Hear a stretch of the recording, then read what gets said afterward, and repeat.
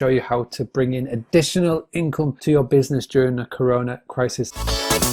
Also as well, how you can save a potential cancellation via booking.com or Airbnb and turn it into a direct one. So these are just two tactics that people have been doing. Please listen to this episode in full. What I have noticed, and everybody will have got this email, booking.com have basically sent out an email to every one of its hosts, every one of its property managers. And what they have said, doesn't matter what your cancellation policy, doesn't matter what is going on, you have got to refund any guest that's put in a cancellation within 5 days, or we're going to refund it for you and bill you. Okay. Now, this follows on from what Airbnb just recently did, and they are literally throwing all of its hosts, all of its partners underneath the bus. Now, if you've had this email and if you've been affected, then let me know in the comments. The reason why I'm not a fan of this is because they sent out an email very recently saying that we are here for our partners. We are here to look after. We even got a call on Friday